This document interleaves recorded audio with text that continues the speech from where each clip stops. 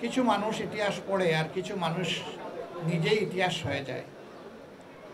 তারা ইতিহাসের পাঠক অন্য জায়গায় হতে পারেন, কিন্তু এই জায়গাটায় তারা নিজেই ইতিহাস, এবং এটি একটি অমলিন ইতিহাস। কিন্তু আফসোস, যারা শহীদ হয়েছিলেন তারা দুনিয়া থেকে চলে গেছেন। আল্লাহ যদিও শহীদদেরকে মৃত বলতে নিষেধ করেছে, আল্লাহ বলেছেন যে না, এরা বেজায় জীবিত এবং আমি তাদেরকে রিজেক্ট দিয়ে থাকি। তবে তাদের কারো কারো পরিবারের করুণ পরিণতির কথা মাঝে মধ্যে যখন গণমাধ্যমে আসে, তখন নিজেকেই এর জন্য ধিক্কার দিতে ইচ্ছা করে। সেই 52 থেকে আজকে 2025 সাল, দীর্ঘ সময় পরিক্রমায় কেন তার আপনজনরা এখনো খুপড়ি করে বসবাস করবে?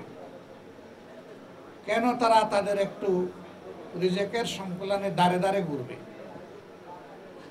তাহলে রাষ্ট্রের দায়িত্বটা কি?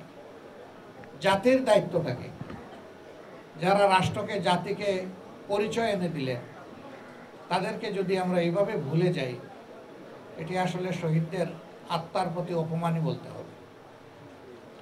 তবে এটি শুধু 52-তে নয়, এটি আগে পরে বারবার ঘটে আসছে। এর পরিসমাপ্তি হওয়া উচিত বলে আমরা মনে করি। 52-তে যারা লড়াই করেছিলেন, তারা প্রতিষ্ঠিত সরকার এবং বাহিনীর বিরুদ্ধে লড়াই করেছিলেন। একদিকে নিজের মায়ের ভাষার অধিকার প্রতিষ্ঠার দাবিতে নিরস্ত্র মানুষ, আরেকদিকে জনগণের টাকায় কিনা সশস্ত্র পুলিশ এবং সেনাবাহিনী। কিন্তু না, তারা পিছাননি। এই 24-এর আন্দোলনেও আমরা একজন ছোট বোনকে দেখেছি। সম্ভবত সে বলেছিল, সামনে পুলিশ, পিছনে স্বাধীনতা। সে বলেছিল, লড়েই যাব, মরেই যাব, মেরেই যাব। সম্ভবত ওই বোনটার নাম সানজিদা চৌধুরী, এরকম কিছু হবে।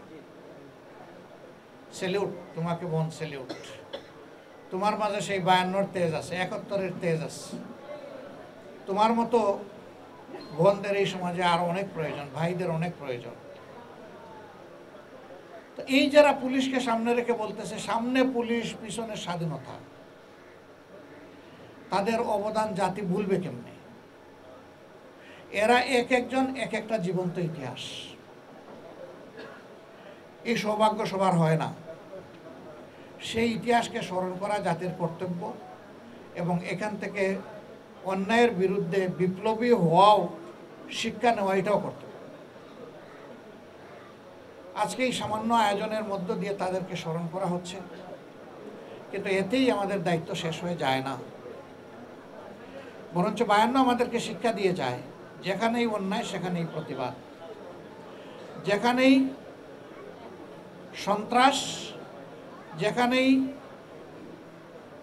ফ্যাসিবাদ, সেখানেই প্রতিরোধ। এবং এটাও শিক্ষা দেয় যে জাতি যখন ঐক্যবদ্ধ হয়ে যায় তার ন্যায্য দাবি আদায়ের জন্য, তখন অপশক্তি পরাজয় বরণ করতে বাধ্য হয়। ইতিহাসে এটা বারবার প্রমাণিত হয়েছে। সর্বশেষ এটা প্রমাণিত হয়েছে 24-এ। হ্যাঁ, ইতিহাসের এই পালা বদলে ঠিকই পরাজিত শক্তি আবার প্রতিবিপ্লব ঘটানোর দাঁতে কামড় দিয়ে চেষ্টা করে। উদাহরণটা এরকম, কোরবানি একটা বিশাল বলদ কিনে এনেছেন একজন মানুষ বাজার থেকে, চেপে ধরে